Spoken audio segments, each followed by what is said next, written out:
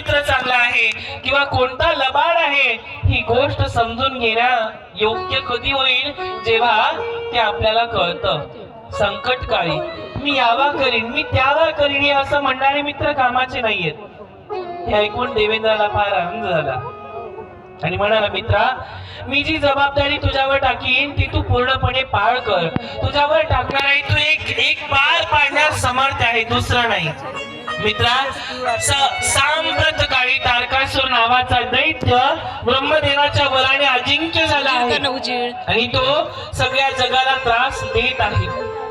देवांनी त्यांना युद्धात हरवून स्वर्गात हाकलून दिलं आहे आणि त्याच्या मृत्यूचा एक उपाय ब्रह्मदेवाने सांगून ठेवला आहे.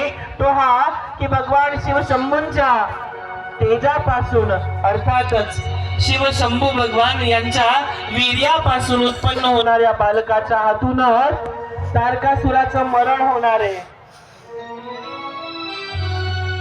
भगवान शिवशंकर हे सध्या हिमालयावर उग्र तप करत आहेत आणि त्यांच्या सेवेला हिमवंताची नंदिनी पार्वती आहे आणि पार्वतीने शिवालाच मनाने बनलेला आहे. पण ध्यानमग्न शंकर तिच्याकडे डुंकूनही पाहत नाही. इंद्रदेव ही गोष्ट आपल्या मित्राला कामदेवाला सांगतायत. जबाबदारी आता तुझी आहे, तू पार पाड. देवाचा आशीर्वाद घे आणि तुझ्या यशाचं परिमल सर्वत्र दरवळू दे. देवेंद्र